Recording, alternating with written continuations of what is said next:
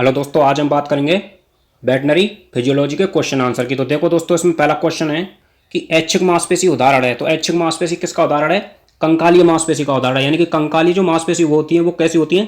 बहुकेंद्रीय होती है और कैसी होती है? रेखित होती है दोस्तों। ठीक है, कहाँ पाई जाती हैं? अग्रपाद और पश्चपाद में पाई जाती है। उनका काम क्या होता है? चलने फिरने का काम होता है। ठीक है, तो देखो दूसरा क्वेश्चन है इसमें कि निम्न में से कौन सी मांसपेशी बहुकेंद्रीय होती है? तो हम पहले ही पढ़ चुके हैं कि जो कंकालीय मांसपेशी होती है वो कैसी होती है? मल्टी न्यूक्लिएटेड होती है, बहुकेंद्रीय होती है।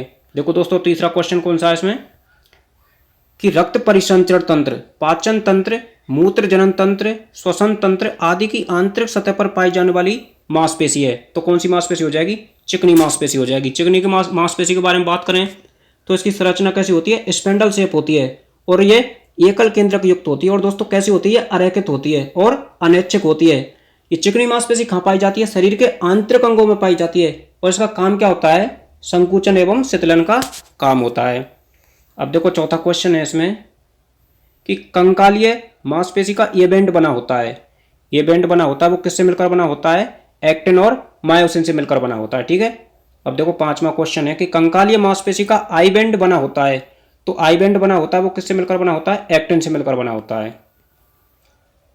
अब देखो छठवां क्वेश्चन है कि कंकालीय मांसपेशी में दो जेड लाइन के बीच की दूरी क्या कहलाती है?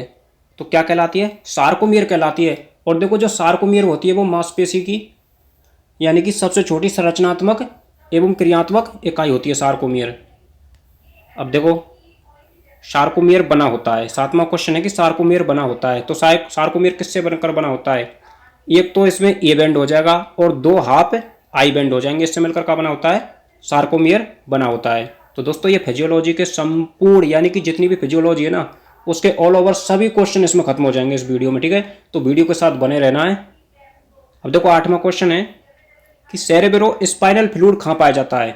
सेरेब्रो स्पाइनल फ्लूइड कहाँ पाया जाता है? तो ये पाया जाता है सब एरेक्नोइड स्पेस में पाया जाता है। सब एरेक्नोइड स्पेस में पाया जाता है। अब देखो नौवां क्वेश्चन है कि CSF का निर्माण कहाँ होता है? CSF का निर्माण कहाँ होता है? तो वो होता है कोरोइड प्लेक्सस में होता है।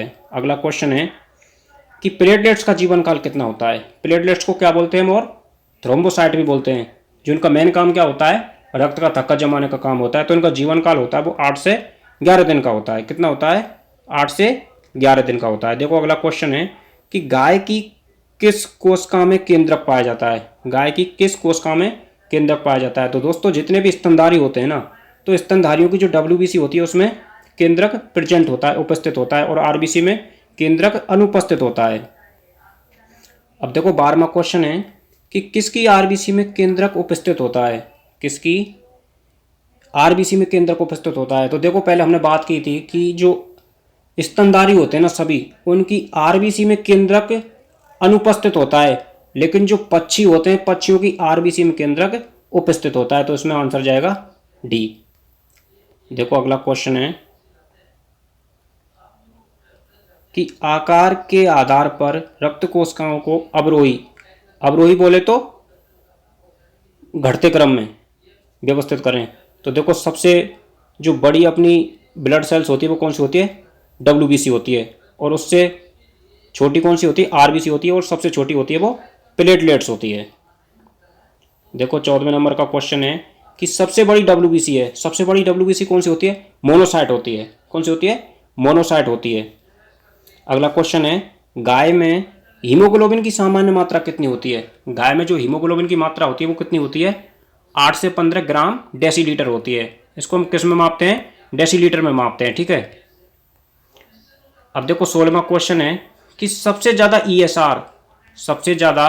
ESR किस में देखने को मिलती है? तो दोस्तों ESR का मतलब होता है erythrocyte sedimentation rate.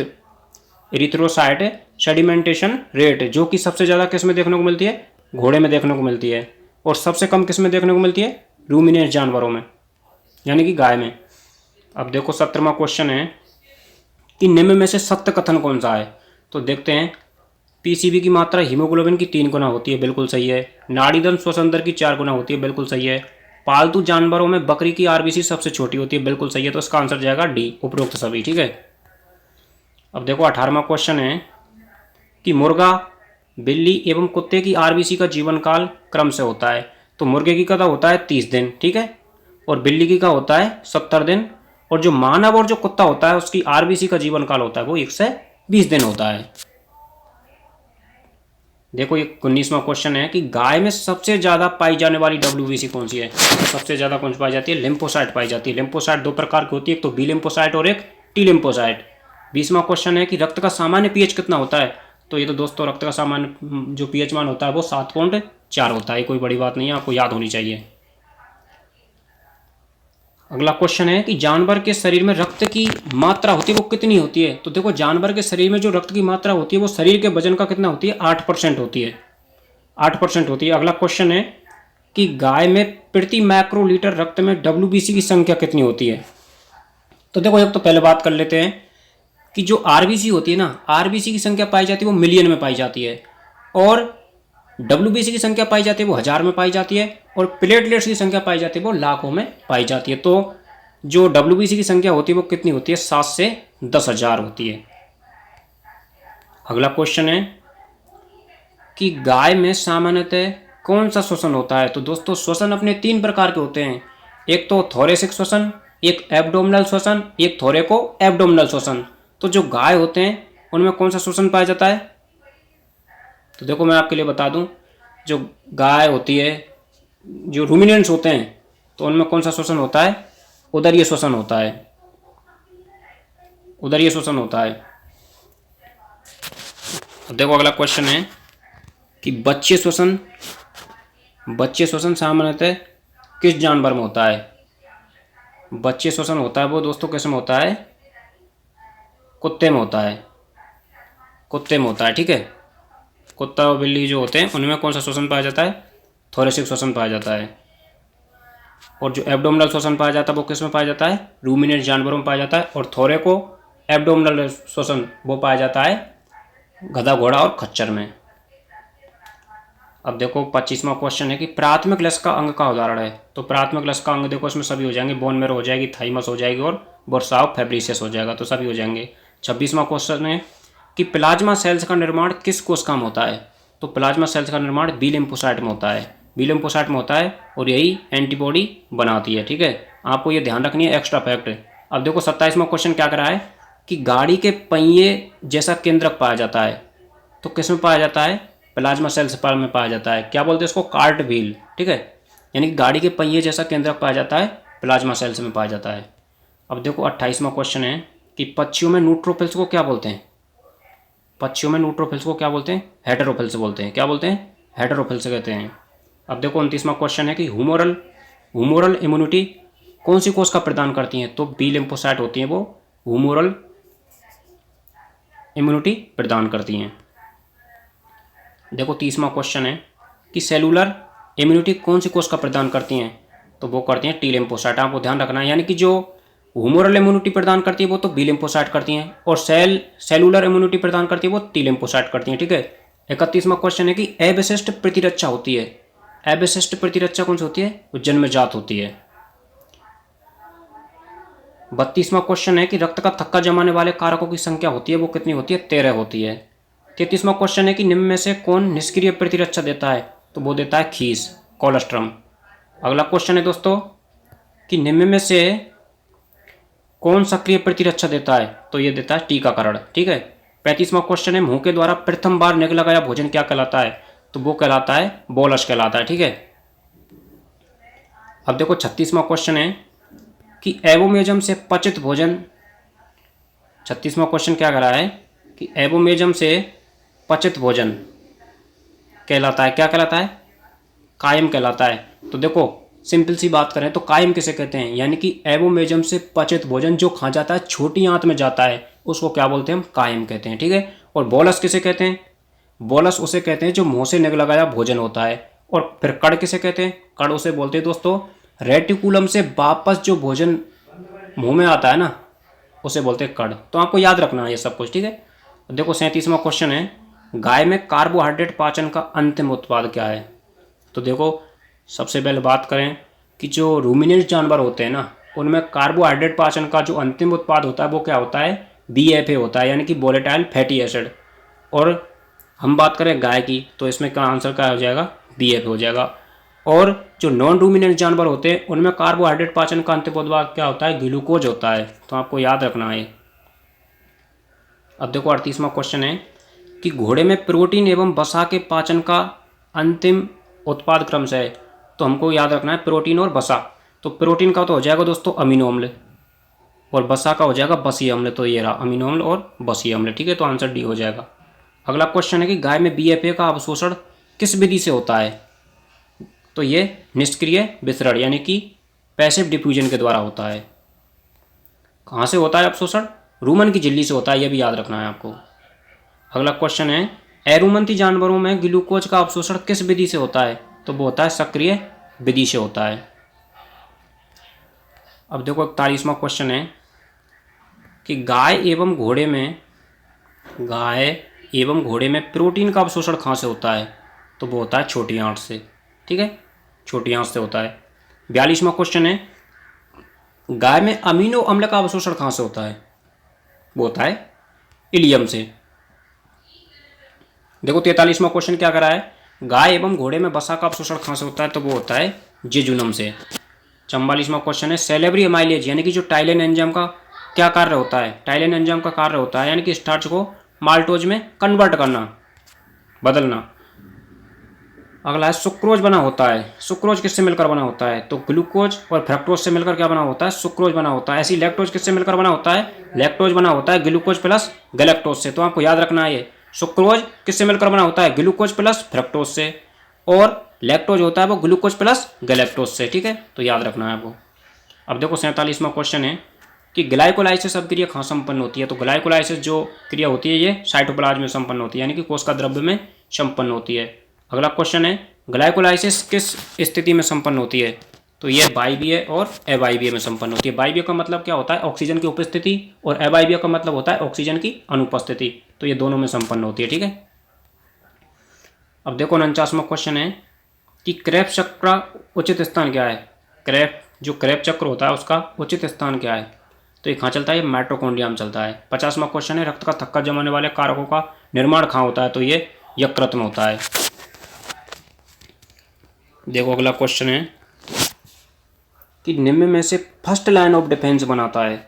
First line of defence देखो त्वचा बनाती है, आंसू और श्लेष्मा झिल्ली। तो इसका आंसर हो जाएगा उपरोक्त सभी। फर्स्ट लाइन ऑफ डिफेंस का मतलब यही है यानी कि शरीर में कोई भी संक्रमण होता है, इन्फेक्शन होता है, तो सबसे पहले उसका सामना कौन करता है, त्वचा करती है, आंसू करते हैं, श्लेष्मा झिल्ली करते हैं। तो ये इसको बोलते हैं फर्स्ट लाइन ऑफ डिफेंस, ठीक है। तो देखो 52वां क्वेश्चन हो जाएगा कि CNS बना होता है। CNS किससे मिलकर बना होता है, दिमाग से और मेरुरज्जु से मिलकर बना होता है, सेंट्रल नर्वस सिस्टम। अगला क्वेश्चन है कि PNS यानी कि पेरिफेरल नर्वस सिस्टम किससे मिलकर बना होता है। तो एक तो क्रेनियल नर्व आ जाएगी इसमें और एक स्पाइनल नर्व आ जाएगी। ऐसे ही दोस्तों ये ऑटोनोमिक नर्वस सिस्टम हो जाएगा। ऑटोनोमिक नर्वस सिस्टम किससे मिलकर बना होता है, सिंपैथेटिक डिवीजन और पैरासिम्पैथिक डिवीजन इनसे मिलकर बना होता है। 55वां क्वेश्चन है कि घोड़े में प्रोटीन पाचन कहाँ से शुरू होता है। तो वो होता है आमाशय से।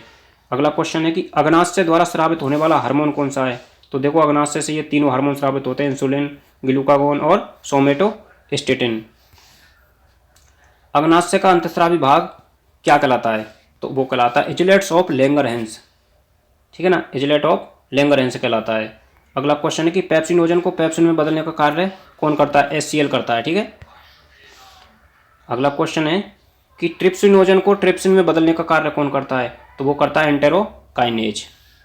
अगला क्वेश्चन है दोस्तों कि निम्न में से इंसुलिन शर्करा का कार्य क्या है। इंसुलिन शर्करा का कार्य ये होता है कि रक्त में ग्लूकोज की मात्रा को कम करना यानी कंट्रोल करने का काम करती है। अगला क्वेश्चन है कि इंसुलिन को स्रावित करने वाली कोशिका कौन सी है। तो B सेल्स हो जाएंगी, ठीक है। अगला क्वेश्चन है कि 1 ml दुग्ध उत्पादन के लिए आयन से कितना रक्त परिसंचरित होता है। तो ये तो हम बहुत बार पढ़ चुके हैं, ठीक है। तो ये 500 ml यानी कि जो 500 ml रक्त अडर से गुजरेगा ना एक बार, तो 1 ml दूध का निर्माण होगा। देखो 63वां क्वेश्चन है कि दुग्धस्राव यानी कि मिल्क वेन किसे कहते हैं। तो मिल्क वेन किसे कहेंगे, सबक्यूटेनियस एब्डोमिनल वेन को बोलते हैं। अगला क्वेश्चन है 64वां कि आयन को रक्त की आपूर्ति कौन सी धमनी करती है। तो धमनी का मतलब आर्टरी आ जाएगा, ठीक है। तो एक्सटर्नल पूरक आर्टरी करती है। अगला क्वेश्चन है कि निम्न में से प्लाज्मा प्रोटीन का उदाहरण है। तो प्लाज्मा प्रोटीन सभी है, एक एल्बुमिन, ग्लोबुलिन और फाइब्रिनोजन। ठीक है, देखो अगला क्वेश्चन है कि रक्त में प्लाज्मा प्रोटीन की सामान्य मात्रा कितनी होती है। रक्त में प्लाज्मा प्रोटीन की सामान्य मात्रा कितनी होती है? 8 से 10% होती है, या 6 से 8% बोल सकते हैं।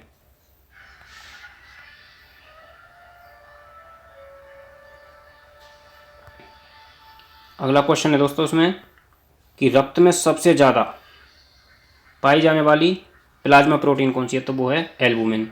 अगला क्वेश्चन है कि निम्न में से एग्रेनुलोसाइट कौन है। एग्रेनुलोसाइट कौन सी है इसमें, तो लिम्फोसाइट हो जाएगी, जबकि ये तीनों किस में आते हैं? ग्रेनुलोसाइट में आते हैं ये। अगला क्वेश्चन है कि श्वसन गैसों का परिसंचरण करने का कार्य करती है। श्वसन गैसों का परिसंचरण करने का कार्य कौन करती है? आरबीसी करती है, क्योंकि इसमें हीमोग्लोबिन पाया जाता है। अगला क्वेश्चन है रोग प्रतिरोधक क्षमता प्रदान करने वाली कोशिका कौन सी होती हैं, तो दोस्तों डब्ल्यूबीसी होती हैं, जो शरीर को इम्यूनिटी प्रदान करती हैं। ठीक है, अगला क्वेश्चन है कि संक्रमण के समय थर्ड लाइन ऑफ डिफेंस बनाती हैं, तो वो बनाती हैं बी लिम्फोसाइट। अगला क्वेश्चन है कि रक्त का थक्का जमाने के लिए जिम्मेदार कोशिका कौन कौन सी हैं, तो रक्त का थक्का जमाने के लिए देख तो प्लेटलेट्स और थ्रोम्बोसाइट, यानी कि एक्चुअली में प्लेटलेट्स को क्या बोलते हैं? थ्रोम्बोसाइट बोलते हैं। ठीक है, तो ये दोनों हो जाएंगे, तो आंसर हो जाएगा इसका डी। 73वां क्वेश्चन है अपना कि क्षय रोग में कौन सी कोशिकाएं बढ़ जाती है, तो क्षय रोग में मोनोसाइट की संख्या बढ़ जाती है, जिसे क्या बोलते हैं? मोनोसाइटोसिस बोलते हैं। ठीक है, अगला क्वेश्चन है कि घोड़े की नाल जैसा केंद्रक पाया जाता है, तो वो पाया जाता है मोनोसाइट में। घोड़े की नाल जैसा जो केंद्रक पाया जाता है वो मोनोसाइट में पाया जाता है। अगला क्वेश्चन है इओसिनोफिलिया अवस्था किस रोग में होती है, तो दोस्तों एलर्जी एवं परजीवी जनित रोग यानी पैरासाइटिक डिजीज और एनाफाइलेटिक शॉक, तो यानी कि तीनों में इओसिनोफिलिया हो जाता है, यानी कि इओसिनोफिल की संख्या बढ़ जाती है। अगला क्वेश्चन है मुर्गी का सामान्य तापमान होता है। मुर्गी का सामान्य तापमान होता है 160 डिग्री फ़ारेनहाइट। अगला क्वेश्चन है कि पोल्ट्री की सामान्य नाड़ी दर होती है, पल्स रेट होती है, वो कितनी होती है? 130 से 160 प्रति मिनट होती है। ठीक है, अब देखो अगला क्वेश्चन है कि गाय की सामान्य नाड़ी दर कितनी होती है, यानी गाय की जो पल्स रेट होती है वो कितनी होती है? 45 से 65 प्रति मिनट होती है। अगला क्वेश्चन है दोस्तों कि गाय के शरीर का सामान्य तापमान कितना होता है। गाय के शरीर का सामान्य तापमान होता है वो कितना होता है? 101.5 डिग्री फ़ारेनहाइट। ठीक है, अगला क्वेश्चन है कि आरबीसी की संख्या का बढ़ना क्या कहलाता है, तो वो कहलाता है पॉलीसाइथीमिया, और कम होना क्या कहलाता है? एनीमिया कहलाता है। सामान्य श्वसन किसे कहते हैं, तो यूपनिया को क्या बोलते हैं? सामान्य श्वसन बोलते हैं। श्वसन का पूर्णतः बंद होना क्या कहलाता है? एपनिया। अगला क्वेश्चन है कि हिपेरिन स्रावित करने वाली कोशिका कौन सी है, तो बेसिफिल, यानी कि जो बेसोफिल होती हैं वो हिपेरिन एवं स्टामिन सीक्रेट कराती हैं। अगला क्वेश्चन है इसमें से कि निम्न में से एंटीकोगुलेंट है। एंटीकोगुलेंट मतलब ऐसे कारक जो रक्त का थक्का नहीं जमने देते हैं, तो देखो इसमें हिपेरिन हो जाएगा जो कि नेचुरल एंटीकोगुलेंट है, सोडियम साइट्रेट हो जाएगा और ईडीटीए हो जाएगा। ईडीटीए क्या होता है? इथाइलिन डाइएमीन टेट्रा एसिटिक अम्ल। तो इनमें सभी क्या हैं? ये एंटीकोगुलेंट हैं, लेकिन हिपेरिन है जो कैसा है? नेचुरल एंटीकोगुलेंट है, और ये क्या है? कृत्रिम है। ठीक है, तो देखो 85वां क्वेश्चन है कि नेचुरल एंटीकोगुलेंट है तो वो हिपेरिन आ जाएगा, इसमें कोई बड़ी बात नहीं है। 86वां क्वेश्चन है कि कौन सी विटामिन ब्लड कोगुलेंट में यानी कि ब्लड क्लॉटिंग में मदद करती है, यानी कि रक्त का थक्का जमाने में जो विटामिन होती है वो कौन सी सहायक होती है? विटामिन के। इसे क्या बोलते हैं हम? एंटी हीमोरेजिक फैक्टर भी बोलते हैं। तो देखो अगला क्वेश्चन है कि बच्चे गुहा को उदर गुहा से अलग करने वाली आकृति है, तो वो हो जाएगी डायफ्राम। डायफ्राम ऐसी मांसपेशी होती है जो सिंगल होती है और कैसी होती है? डोम शेप्ड होती है।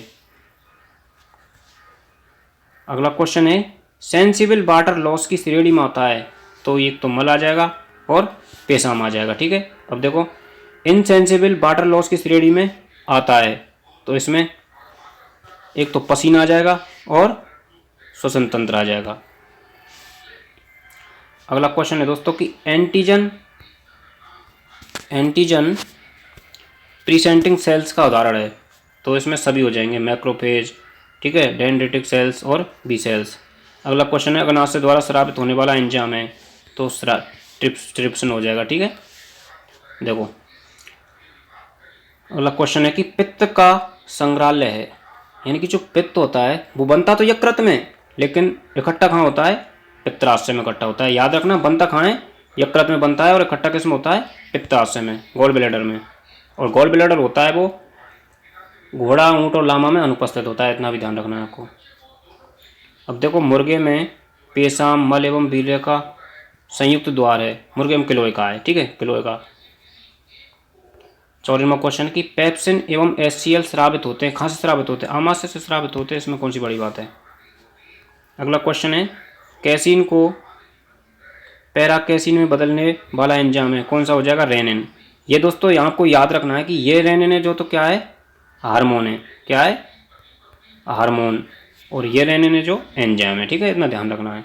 अब देखो 96वां क्वेश्चन है टूनिका वेजिनेलिस लेयर कहाँ पाई जाती है, तो ये कहाँ पाई जाती है, टेस्टिज में पाई जाती है, वृषण में पाई जाती है। अगला क्वेश्चन है शुक्राणु को पोषण देने वाली कोशिका है, तो वो हो जाएगी सर्टोली सेल, इसे हम नर्स सेल भी कहते हैं। और लीडिंग सेल्स होती है वो टेस्टोस्टेरोन का निर्माण कराती हैं।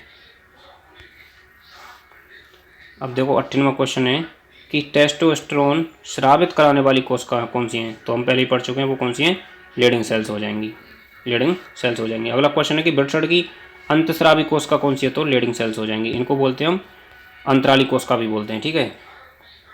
अब देखो 100वां क्वेश्चन है कि एपिडिडाइमिस का कार्य क्या है, तो दोस्तों एपिडिडाइमिस का कार्य क्या होता है, एक तो शुक्राणु का संग्रहण, ठीक है, और शुक्राणु का सांद्रण यानी कि कंसंट्रेशन बनाए रखना, और मैचुरेशन का काम भी करता है। तो ये सभी किसके कार्य हैं, एपिडिडाइमिस के कार्य हैं, अधिवृषण के। अब देखो अगला क्वेश्चन है कि जानवरों में शुक्राणु बनने के लिए वृषणकुल का तापमान होता है, कितना होता है, तो ये होता है शरीर के तापमान से 4 से 5 डिग्री सेंटीग्रेड कम होता है। तो याद रखना है 4 से 5 डिग्री सेंटीग्रेड कम होता है, तभी शुक्राणुओं का निर्माण होता है। देखो अगला क्वेश्चन है कि वीर्य में फ्रक्टोज एवं सिट्रिक एसिड का स्रोत है, तो इसमें सेमिनल वेसिकल आ जाएगा। अब देखो अगला क्वेश्चन है कि प्लाज्मा सेल्स का कार्य है, प्लाज्मा सेल्स क्या करता है, एंटीबॉडी निर्माण करता है। अगला क्वेश्चन है कि सेशन में पाए जाने वाला एस आकृति का घुमाव क्या कहलाता है, सिग्मोइड फ्लेक्सर कहलाता है, काफ़ी बार पढ़ चुके हैं, एनाटॉमी में पढ़ चुके हैं, ठीक है।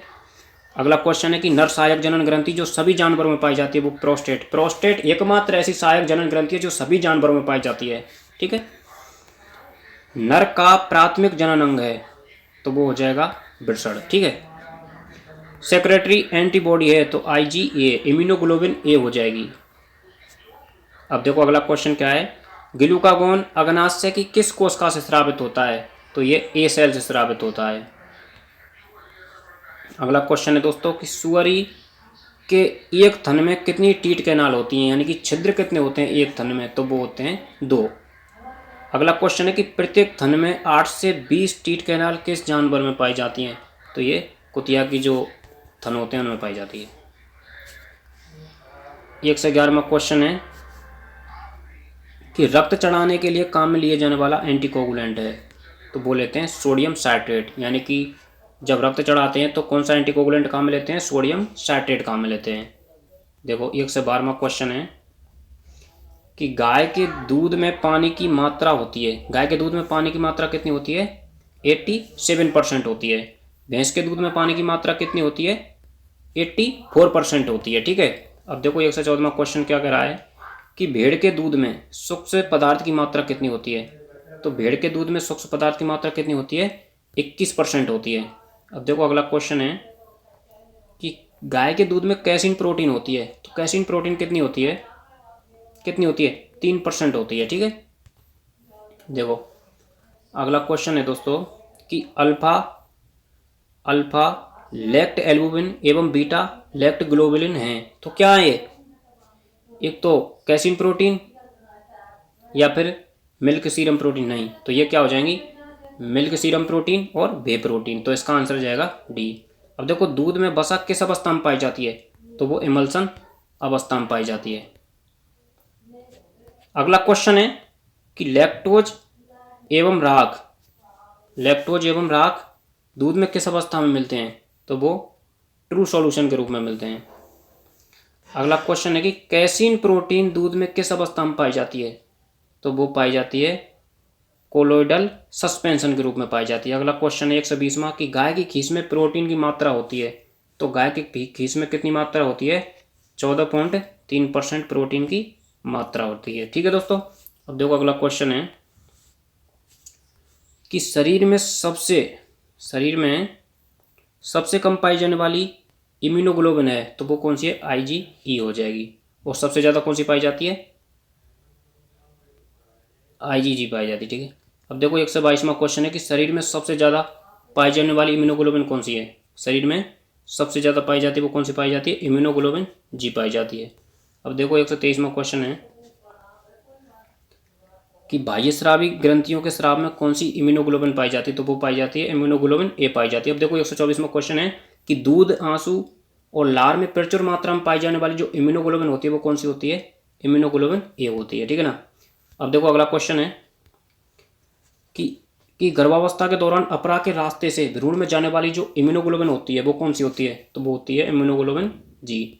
यानी कि होता क्या है कि गर्भावस्था के दौरान प्लेसेंटा के रास्ते से भ्रूण में जो स्थानांतरित होने वाली जो इम्यूनोग्लोबिन होती है वो कौन सी होती है? G होती है। अगला क्वेश्चन है कि संक्रमण के दौरान शरीर में सबसे पहले बनने वाली इम्यूनोग्लोबिन कौन सी है? तो वो हो जाएगी IgM। ठीक है ना। देखो 127वां क्वेश्चन है दोस्तों कि गाय की खीस में पाई जाने वाली इम्यूनोग्लोबिन कौन सी है? जो खीस में पाई जाती है, तो खीस में सभी पाई जाती हैं। IgG पाई जाती है, IgA पाई जाती है और IgM पाई जाती है। तो अगला क्वेश्चन है 128वां अपना कि स्तन ग्रंथियों का विकास क्या कहलाता है? तो स्तन ग्रंथियों को क्या बोलते हैं? मेमोरी ग्लैंड बोलते हैं ना। और जेनेसिस यानी बनना, तो इसको बोल देंगे मेमोजेनेसिस। अगला क्वेश्चन है कि दूध के स्राव को नियंत्रित करने वाला हार्मोन कौन सा है? तो वो हो जाएगा प्रोलैक्टिन। अगला क्वेश्चन है कि दूध निर्माण एवं स्राव का बंद होना क्या कहलाता है?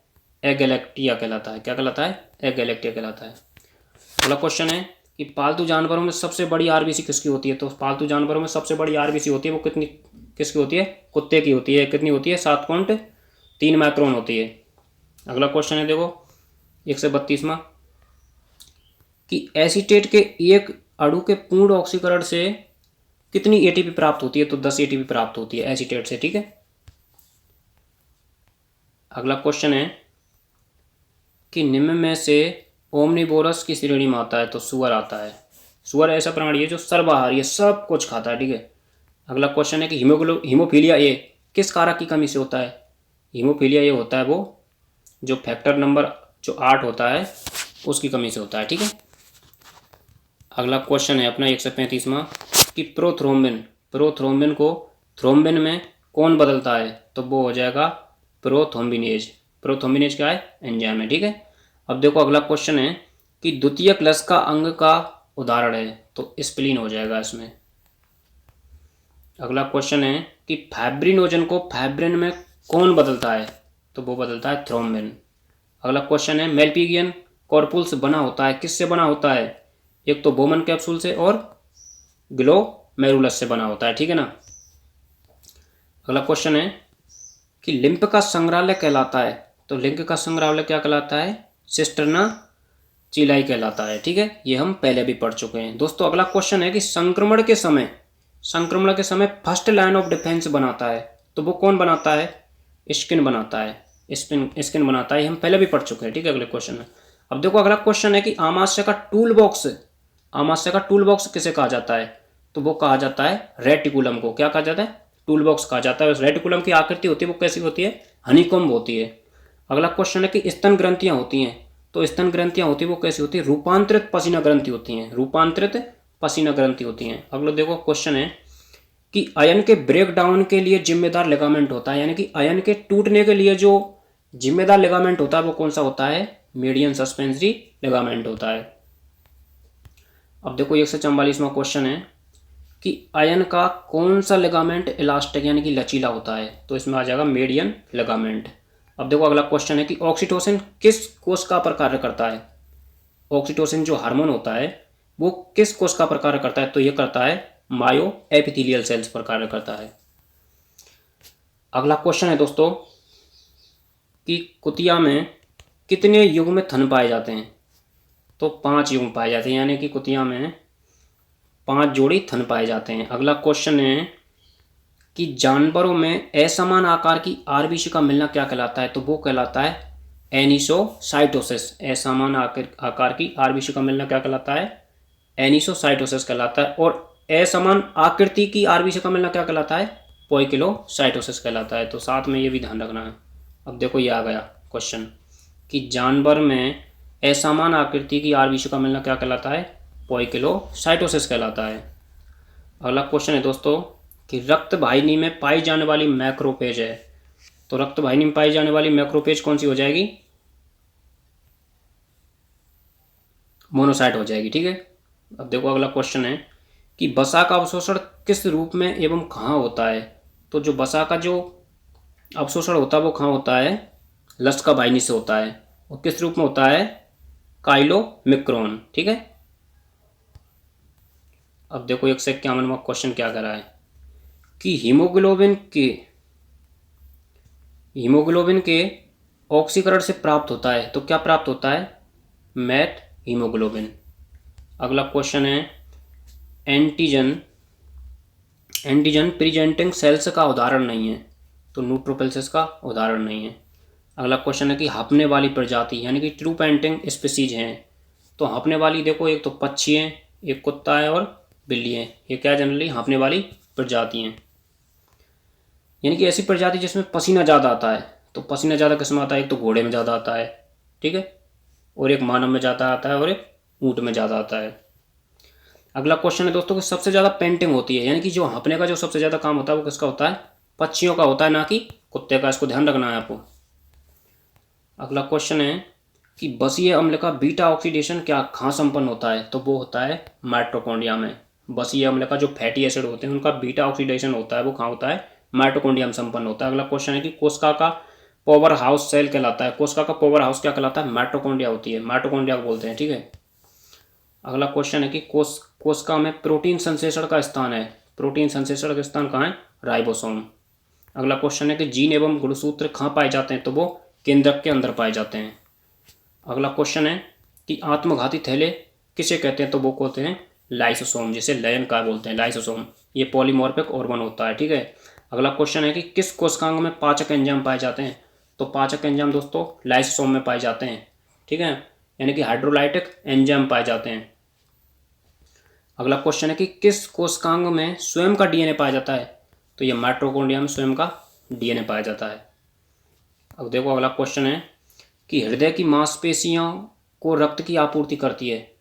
तो वो करती है कोरोनरी आर्टरी। कोरोनरी आर्टरी होती है वो हृदय की मांसपेशियों को ब्लड पहुंचाने का काम करती है। अगला क्वेश्चन है कि एंडोप्लाज्मिक रेटिकुलम जिसकी सतह पर राइबोसोम पाए जाते हैं वो क्या कहेंगे? उसको रफ एंडोप्लाज्मिक रेटिकुलम को बोलेंगे।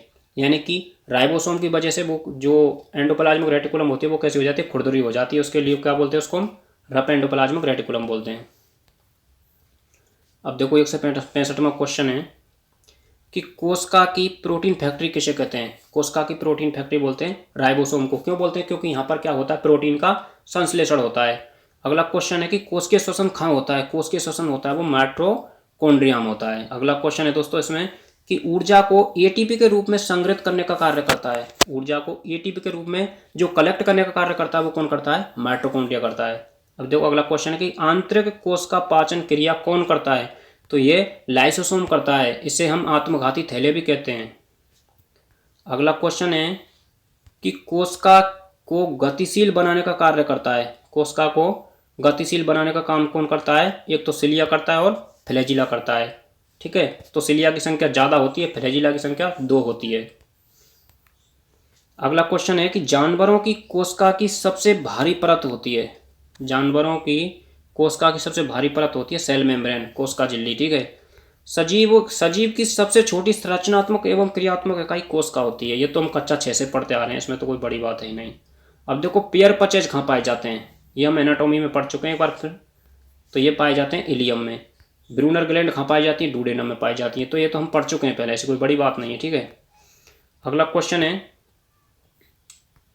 कि कौन सी ग्रंथि अंतःस्रावी ग्रंथियों के स्राव को नियंत्रित करती है? तो वो करती है अग्रपीयूष ग्रंथि। ठीक है। Anterior pituitary gland. अगला क्वेश्चन है दोस्तों कि एड्रेनल मेडुला से स्रावित होने वाला हार्मोन कौन सा है? तो वो हो जाएगा एपिनेफ्राइन। अगला क्वेश्चन है कि डायबिटीज इंसिपिडस किसकी कमी से होती है? तो जो डायबिटीज इंसिपिडस बीमारी होती है वो किसकी कमी से होती है? एडीएच की कमी से होती है, यानी एंटी डायूरेटिक हार्मोन, ऐसे हम वैसोप्रेसिन भी कहते हैं। देखो 177वां क्वेश्चन है कि कोशिका की खोज किसने की? रॉबर्ट हुक ने की। कोशिका सिद्धांत किसने दिया? स्लाइडेन व स्वान ने दिया था। अगला क्वेश्चन है कि शरीर की सबसे लंबी कोशिका कौन सी है? शरीर की सबसे लंबी कोशिका हो जाएगी न्यूरॉन, यानी कि तंत्रिका कोशिका। और शरीर की सबसे छोटी कोशिका हो जाएगी दोस्तों पीपीएलओ, पिलूरो न्यूमोनिया लाइक ऑर्गेनिज्म, जिसे हम क्या बोलते हैं? माइकोप्लाज्मा भी बोलते हैं। ठीक है, अब देखो 181वां क्वेश्चन है कि निम्न में से दोहरी झिल्ली युक्त कोशिकांग है? तो वो हो जाएगा माइटोकॉन्ड्रिया। अगला क्वेश्चन है कि कोशिका का अंतःकंकाल कौन बनाता है? कोशिका का अंतःकंकाल बनाती है अंतःप्रद्रवी जालिका। अगला क्वेश्चन है कि अंतः कोशिका संवेदन तंत्र कौन बनाता है? तो वो है अंतःप्रद्रवी जालिका बनाती है। अब देखो अगला क्वेश्चन है इसमें कि लिपिड का संश्लेषण कहाँ होता है? बहुत ही मोस्ट क्वेश्चन है दोस्तों। लिपिड का संश्लेषण होता है वो कहाँ होता है? स्मूथ एंडोप्लाज्मिक रेटिकुलम होता है। ठीक है, और देखो खुरदरी जो अंतःप्रद्रवी जालिका होता है इस पर क्या होता है? प्रोटीन का संश्लेषण होता है। क्यों होता है? क्योंकि इस पर राइबोसोम प्रेजेंट होते हैं इसलिए। ठीक है, देखो अगला क्वेश्चन है कि दीर्घ अणुओं का श्रवण कार्य कौन करता है? तो वो करता है गोल्जी बॉडी। दीर्घ अणुओं का जो ट्रांसपोर्टेशन का कार्य करता है या श्रवण का कार्य करता है वो कौन करता है? गोल्जी बॉडी करता है। अगला क्वेश्चन है कि ग्लाइकोप्रोटीन एवं ग्लाइकोलिपिड का निर्माण कहाँ होता है? तो वो होता है गोल्जी बॉडी में। अगला क्वेश्चन है कि अंतःस्रावी ग्रंथियों द्वारा हार्मोन का श्रवण कौन करता है? तो वो करता है गोल्जी का है। यानी कि जहाँ दोस्तों श्रावण का काम आ जाता है ना, वहाँ तो गोल्जी बॉडी करना है हमको, यानी कि सीग्रेशन का जो मेन फंक्शन होता है वो गोल्जी बॉडी का ही होता है। अब देखो पॉलीमॉर्फिक कोशिकांग कौन सा है? तो हो जाएगा इसमें लाइसोसोम। पॉलीमॉर्फिक जो ऑर्गन है वो कौन सा है? लाइसोसोम है। अगला क्वेश्चन है कि जल अपघटनीय एंजाइम किस कोशिकांग में पाए जाते हैं? तो पहले ही बात कर चुके हैं हम कि जो हाइड्रोलाइटिक एंजाइम पाए जाते हैं ना, जल अपघटनीय एंजाइम, वो किस में पाए जाते हैं? लाइसोसोम में पाए जाते हैं। अगला क्वेश्चन है दोस्तों कि राइबोसोम एवं लाइसोसोम अनुपस्थित होते हैं। किस में अनुपस्थित होते हैं? एक मतलब आरबीसी में जब केंद्रक ही नहीं होता है, और जब केंद्रक नहीं होगा तो उसमें कोशिकांग कहाँ से होंगे? ठीक है, तो यानी कि जनरली जो सभी कोशिकांग होते हैं वो आरबीसी में एब्सेंट होते हैं। अगला क्वेश्चन है कि कोशिका का सर्वाधिक सक्रिय कोशिकांग कौन सा है? तो ये माइटोकॉन्ड्रिया हो जाएगा। माइटोकॉन्ड्रिया में अपना स्वयं का डीएनए भी पाया जाता है और इसे अर्धस्वायत्त अंग भी कहते हैं। तो ये क्वेश्चन है कि अर्धस्वायत्त कोशिकांग कौन सा है? तो ये माइटोकॉन्ड्रिया हो जाएगा। अगला क्वेश्चन है कि एमआरएनए यानी कि आरएनए का संश्लेषण स्थल कौन सा है? तो वो हो जाएगी केंद्रका। तो देखो केंद्रका किसे कहते हैं हम? न्यूक्लियोलस। केंद्रका और केंद्रक दोनों अलग अलग चीजें। ठीक है, केंद्रक के अंदर पाए जाते हैं केंद्रका। तो आपको याद रखना है कि जो आर का मतलब है राइबोसोमल आरएनए का संश्लेषण स्थल है वो केंद्रका है, ना कि केंद्रक। याद रखना है इसको। अगला क्वेश्चन है कि कोशिका का इंजन किसे कहते हैं? तो दोस्तों कोशिका का इंजन किसे कहते हैं? हम राइबोसोम को कहते हैं। और कोशिका की प्रोटीन फैक्ट्री किसे कहते हैं? राइबोसोम को कहते हैं। अगला क्वेश्चन है कि कोशिका की राइबोसोम फैक्ट्री किसे कहा जाता है? कोशिका की राइबोसोम फैक्ट्री किसे कहते हैं हम? वो केंद्रका को बोलते हैं। अब देखो अगला क्वेश्चन है कि शरीर का सबसे छोटा कोशिकांग राइबोसोम हो जाएगा। शरीर का सबसे बड़ा कोशिकांग कौन सा है? केंद्रक हो जाएगा। ठीक है, देखो 198वां क्वेश्चन है दोस्तों कि कोशिका का नियंत्रक किसे कहा जाता है? तो वो हो जाएगा केंद्रक। और केंद्रक होता है वो कोशिका का सबसे बड़ा कोशिकांग होता है। अगला क्वेश्चन है कि शुक्र जनन बोले तो स्पर्मेटोजेनेसिस के समय एक्रोसोम का निर्माण कौन करता है? तो वो करता है गोल्जी बॉडी। ठीक है, गोल्जी का करता है। अगला क्वेश्चन है अपना 2 कि राइबोसोम का निर्माण स्थल है। राइबोसोम का निर्माण होता है वो कहाँ होता है? केंद्रका में होता है, न्यूक्लियोलस में होता है। अगला क्वेश्चन है कि कोशिका में कोशिका किसे कहा जाता है? कोशिका में कोशिका, तो वो कहते हैं माइटोकॉन्ड्रिया को। कोशिका में कोशिका किसे कहते हैं? माइटोकॉन्ड्रिया कहते हैं। अगला क्वेश्चन है कि कोशिकांग के अंदर कोशिकांग किसे कहा जाता है? तो वो कहा जाता है राइबोसोम को। ठीक है, इसको नहीं कहते हैं। यानी कि कोशिकांग के अंदर कोशिकांग किसे कहते हैं? राइबोसोम को कहते हैं। अगला क्वेश्चन है कि यूकेरियोटिक राइबोसोम है, तो यूकेरियोटिक राइबोसोम 80S। यहाँ एस का मतलब क्या है? एस का मतलब है यहाँ श्वेतबर्ग यूनिट। ठीक है, जिसे अपसादर गुणांक भी बोलते हैं। अगला क्वश्चन है कि झिल्ली रहित कोशिकांग है, ऐसा कोशिकांग जिनके ऊपर क्या है? झिल्ली नहीं पाई जाती है, विदाउट मेम्ब्रेन, ठीक है, तो वो हो जाएगा राइबोसोम। अगला क्वेश्चन है दोस्तों, बहुत ही मोस्ट इंपॉर्टेंट क्वेश्चन है ये, जैसे 2022 में जरूर आ सकता है कि कोशिका झिल्ली का सर्वाधिक मान्यता प्राप्त मॉडल यानी कि तरल मोजेक मॉडल किसने दिया, तो वो दिया था सिंगर एवं निकोलसन ने। सिंगर एवं निकोलसन ने दिया था 1972 में। अगला क्वेश्चन है कि प्लाज्मा सेल्स का निर्माण कौन करता है, प्लाज्मा सेल्स का निर्माण करती हैं बी सेल्स, ठीक है। अगला क्वेश्चन है कि हिस्टामिन स्रावित करने वाली कोशिका कौन सी है, तो हिस्टामिन स्रावित करने वाली कोशिका कौन कौन सी होती है, एक तो मस्ट सेल्स होती हैं और बेसोफिल्स होती हैं। तो क्वेश्चन आंसर हो जाएगा इसका, दोनों हो जाएगा ये, ठीक है। अगला क्वेश्चन है कि निम्न में से ल्यूकोसाइट हैं, ल्यूकोसाइट न्यूट्रोफिल्स हो जाएंगी, ठीक है। अगला क्वेश्चन है भाई कि मोनोसाइट हैं, मोनोसाइट क्या है, पहली बात तो ये क्या है, डब्ल्यूबीसी है, डब्ल्यूबीसी में किस प्रकार की एग्रेनुलोसाइट हैं, ठीक है, तो ये हो जाएगा इसका आंसर। सबसे बड़ी रक्त कोशिका है तो वो डब्ल्यूबीसी हो जाएगी, डब्ल्यूबीसी में भी मोनोसाइट हो जाएगी। पालतू जानवरों में सबसे छोटी आरबीसी किसकी होती है, बकरी की होती है, 4.3 माइक्रोन। आरबीसी का पेशा मानक क्या कहलाता है, हेमेचूरिया कहलाता है। आरबीसी का पेशा मानक क्या कहलाता है, हेमेचूरिया कहलाता है। पक्षियों में आरबीसी के नष्ट होने का स्थान है लीवर, ठीक है, लीवर है। अगला क्वेश्चन है कि गाय में आरबीसी के नष्ट होने का स्थान है अस्थि मज्जा, बोन मेरो। अगला क्वेश्चन है कि जन्म के पश्चात आरबीसी का निर्माण कहाँ होता है, तो बोन मेरो में होता है। अगला क्वेश्चन है दोस्तों कि रक्त का थक्का जमाने वाला फैक्टर कौन सा है, यानी रक्त का थक्का जमाने वाला फैक्टर नंबर 3 कौन सा है, थ्रोम्बोप्लास्टिन हो जाएगा। कौन सा हो जाएगा, थ्रोम्बोप्लास्टिन हो जाएगा। अगला क्वेश्चन है कि पोल्ट्री में सबसे ज़्यादा पाई जाने वाली डब्ल्यूबीसी कौन सी है, तो पोल्ट्री में पाई जाती है लिम्फोसाइट। पोल्ट्री में कौन सी पाई जाती है, लिम्फोसाइट पाई जाती है। और घोड़े में सबसे ज़्यादा पाई जाने वाली जो डब्ल्यूबीसी है वो कौन सी है, न्यूट्रोफिल्स है। और देखो गाय के रक्त में ग्लूकोज की सामान्य मात्रा कितनी होती है, तो 40 से 80 mg प्रति डेसीलीटर होती है। तो दोस्तों गाय की ईएसआर कितनी होती है, ईएसआर का मतलब होता है एरिथ्रोसाइट सेडिमेंटन रेट होती है वो 0 होती है, यानी कि सबसे कम जो ईएसआर होती है वो गाय की होती है और सबसे ज़्यादा ईएसआर होती है वो घोड़े की होती है। अगला क्वेश्चन है कि मिडिल मैन ऑफ सेल किसे कहा जाता है, तो वो कहा जाता है गोल्जी बॉडी को। अब देखो अगला क्वेश्चन है इसमें कि ड्रग्स एवं प्रदूषकों के विषहरण का कार्य कौन करता है, तो वो करती है एंडोप्लाज्मिक रेटिकुलम, अंतःप्रतवी जाल का। अगला क्वेश्चन है निम्न में से भक्षण करने वाली कोशिका नहीं है, भक्षण करने वाली, देखो न्यूट्रोफिल्स भक्षण करने वाली है, मोनोसाइट भक्षण करने वाली, ईओसिल, तो ये जो बेसोफिल्स है ये भक्षण नहीं करती है, ये क्या काम करती है, हिस्टामिन एवं हेपेरिन को स्रावित करती है। अगला क्वेश्चन है कि सबसे कम ईएसआर किस जानवर में देखने को मिलती है, तो गाय में देखने को मिलती है, अभी बात की थी हमने। सबसे ज़्यादा ईएसआर किस जानवर में देखने को मिलती है, घोड़े में देखने को मिलती है।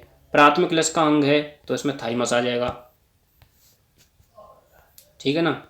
अगला क्वेश्चन है कि शरीर की बीमारियों से लड़ने की क्षमता क्या कहलाती है, प्रतिरक्षा कहलाती है, इम्यूनिटी कहलाती है। अगला क्वेश्चन है दोस्तों कृत्रिम सक्रिय प्रतिरक्षा का उदाहरण है टीकाकरण। अब देखो अगला क्वेश्चन है कि जन्म के साथ प्राप्त होने वाली रोग प्रतिरोधक क्षमता है, जन्म के साथ, तो जन्म के साथ प्राप्त होने वाली हो जाएगी जन्मजात प्रतिरक्षा। अब देखो अगला क्वेश्चन है इसमें कि बाह्य संक्रमण या टीकाकरण की प्रतिक्रिया में शरीर द्वारा एंटीबॉडी बनाने से प्राप्त होने वाली रोग प्रतिरोधक क्षमता क्या कहलाती है, तो वो सक्रिय प्रतिरक्षा कहलाती है। अगला क्वेश्चन है कि प्राकृतिक सक्रिय प्रतिरक्षा का उदाहरण है, प्राकृतिक सक्रिय प्रतिरक्षा का उदाहरण हो जाएगा बाह्य संक्रमण। जब शरीर में बाह्य संक्रमण होगा तो अपने आप ही शरीर में एंटीबॉडी उत्पन्न होगी। अगला क्वेश्चन है कि द्वितीय हृदय आवाज जो डब होती है वो कब सुनाई देती है, तो वो सुनाई देती है सेमिन्यूलर वाल्व के बंद होने पर। अब देखो अगला क्वेश्चन है कि मानव में हृदय चक्र का समय होता है 0.8 सेकंड होता है। मानव के आलिंदों में कितने समय संकुचन होता है, तो वो होता है 0.1 सेकंड के लिए, ठीक है दोस्तों। अगला क्वेश्चन है इसमें कि मानव के आलिंदों एवं नीलों में कितने समय के लिए साथ साथ शिथिलता होती है, तो वो होती है 0.4 सेकंड के लिए शिथिलता साथ साथ होती है। अगला क्वेश्चन है कि रक्त का थक्का जमाने वाला कारक है, तो वो हो जाएगा टिश्यू फैक्टर। अगला क्वेश्चन है कि हीमोफीलिया बी किस कारक की कमी से होती है, तो वो होती है कारक नंबर 9 की कमी से होती है, ठीक है। अब देखो दोस्तों अगला क्वेश्चन है कि कंकालीय मांसपेशी के बारे में असत्य कथन है। असत्य कथन यही है कि ए अरेखित मांसपेशी होती है। अगला क्वेश्चन है कि इंटरकेलेटेड डिस्क किस मांसपेशी की विशेषता है? तो ये हृदय की मांसपेशी की विशेषता है। अगला क्वेश्चन है, निम्न में से रेगुलेटरी प्रोटीन का उदाहरण है? तो ट्रोपोनिन और ट्रोपोमायोसिन जो प्रोटीन है वो कैसी है? रेगुलेटरी प्रोटीन है। अगला क्वेश्चन है दोस्तों इसमें कि रेटिकुलम में किण्वित भोजन का वापस मुंह में आना क्या कहलाता है? तो वो कहलाता है रिगर्जिटेशन। अब अगला क्वेश्चन है, निम्न में से जुगाली का भाग नहीं है? जुगाली का भाग देखो, रीमेस्टिकेशन जुगाली का भाग है। रीमेस्टिकेशन क्या होता है? भोजन को पौने चबाना। रिगर्जिटेशन जो वापस भोजन आता है रेटिकुलम से मुंह में, उसे बोलते हैं रिगर्जिटेशन। रिसोलोइंग का मतलब होता है पौने चबाना। तो ये रिगर्जिटेशन का यानी कि जुगाली का भाग नहीं है ये, ठीक है। इसका अगला क्वेश्चन है कि इमाइलेज एंजाइम का कार्य होता है कार्बोहाइड्रेट का पाचन। अगला क्वेश्चन है दोस्तों कि दुग्ध शर्करा है, दुग्ध शर्करा हो जाएगी अपनी लैक्टोज, ठीक है, लैक्टोज हो जाएगी। ग्लूकोज हो जाएगी ब्लड शर्करा। अगला क्वेश्चन है कि सुक्रेज, लैक्टेज एवं माल्टेज एंजाइम स्रावित होते हैं, कहाँ से स्रावित होते हैं? छोटी आंत से स्रावित होते हैं। गैस्ट्रिन हार्मोन कहाँ से स्रावित होता है? गैस्ट्रिन हार्मोन होता है वो कहाँ से स्रावित होता है? तो जी सेल से, पेराइटल सेल से स्रावित होता है। कहाँ से स्रावित होता है? आमाशय की पेराइटल सेल से स्रावित होता है। अगला क्वेश्चन है कि आमाशय की चीफ सेल से स्रावित होने वाला एंजाइम है? तो चीफ सेल से देखो एक पेप्सिनोजन स्रावित होता है, रेनिन होता है और गैस्ट्रिक लाइपेज स्रावित होता है। रेनिन होता है वो तो दूध को पचाने का काम करता है, गैस्ट्रिक लाइपेज होती है वो वसा को पचाने का काम करता है, और पेप्सिनोजन होता है वो प्रोटीन को पचाने का काम करता है। तो उसमें आंसर हो जाएगा उपरोक्त सभी। दोस्तों अगला क्वेश्चन है कि अग्नाशय है, तो देखो अग्नाशय एक ऐसी ग्रंथि है जो अंतःस्रावी भी है और बाह्य स्रावी है। तो ये मिश्रित ग्रंथि है, तो ये बहुत मोस्ट है दोस्तों, आपको उसको याद रखना है, ठीक है। अगला क्वेश्चन है कि निम्न में से छोटी आंत का हार्मोन नहीं है? छोटी आंत का हार्मोन नहीं है, तो कौन सा नहीं है? ग्लूकागोन छोटी आंत का हार्मोन नहीं है।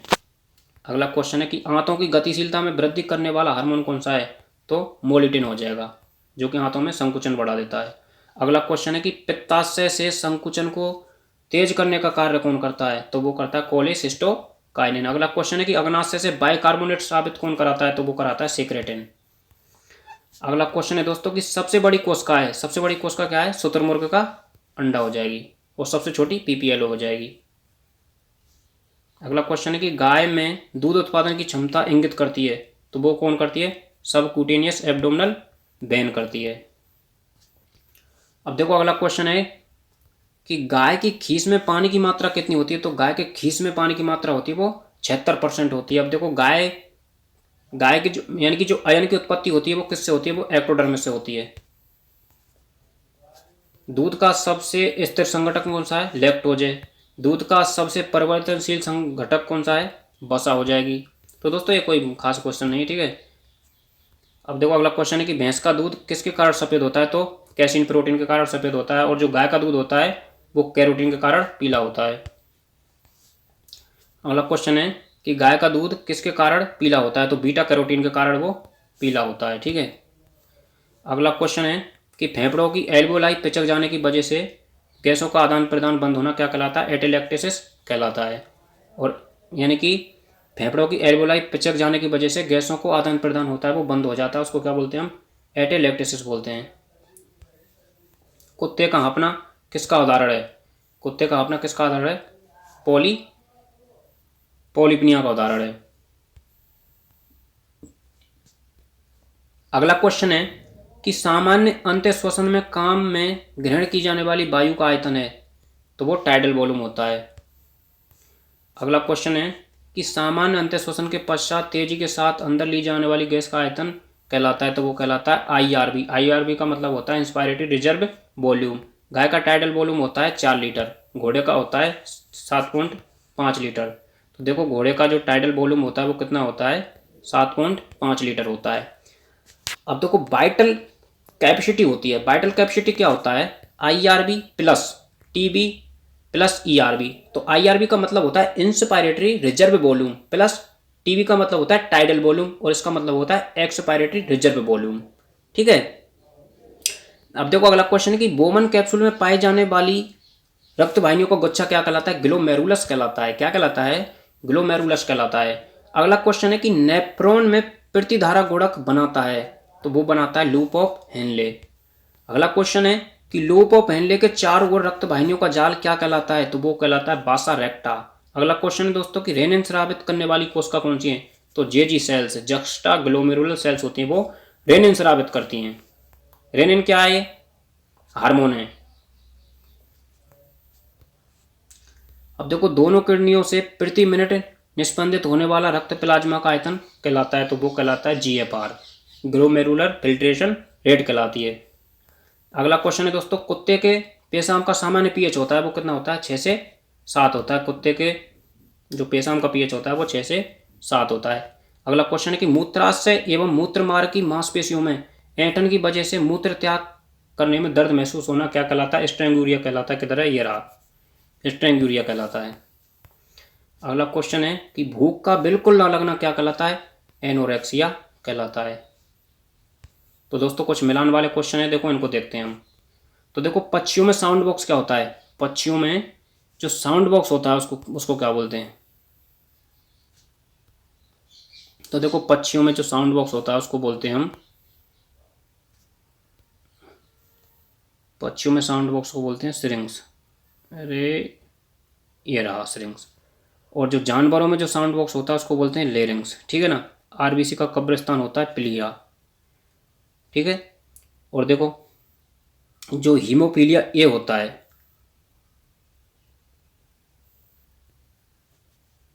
ये हो जाएगा, ठीक है दोस्तों। अगला क्वेश्चन है कि रूमन, तो देखो रूमन की जो,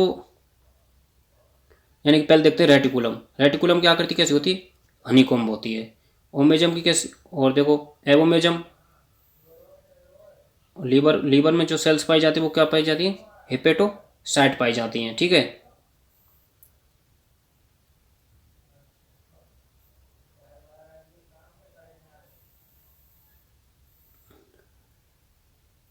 अगला है दोस्तों, देखो रूमन, रूमन की हो जाएगी मैनिपुलाइज, और ओमेजम हो जाएगा रेननेट, एवोमेजम हो जाएगा पंच, ठीक है दोस्तों। आप एक बार इनको देख लेना और कंफर्म कर लेना, ठीक है। अगला क्वेश्चन है कि ऑक्सी हीमोग्लोबिन, तो HbO2 हो जाएगा। मैट हीमोग्लोबिन हो जाएगा He plus nitrate. Carboxy haemoglobin हो जाएगा He plus CO2। Carb amino haemoglobin हो जाएगा HbCO, ठीक है ना। अगला क्वेश्चन है कि फेफड़ों, यानी कि जो मैक्रोफेज होती है, तो देखो लंग्स में यानी कि फेफड़ों में कौन सी मैक्रोफेज पाई जाती हैं, फेफड़ों में पाई जाती हैं डस्ट सेल्स, फेफड़ों में पाई जाती हैं डस्ट सेल्स। यकृत में पाई जाती हैं कूपर सेल्स, कूपर सेल्स पाई जाती हैं यकृत में। यकृत में कौन सी पाई जाती हैं, कूपर सेल्स पाई जाती हैं, ठीक है। और हड्डी में पाई जाती हैं ऑस्टियोक्लास्ट, और अपरा में पाई जाती हैं हुब्यूअर सेल्स, और दिमाग में पाई जाती हैं मैक्रोक्यूलियल सेल्स, ठीक है। तो दोस्तों तो देखो ये अपने संपूर्ण फिजियोलॉजी के दोस्तों क्वेश्चन कंप्लीट हो गए। कैसे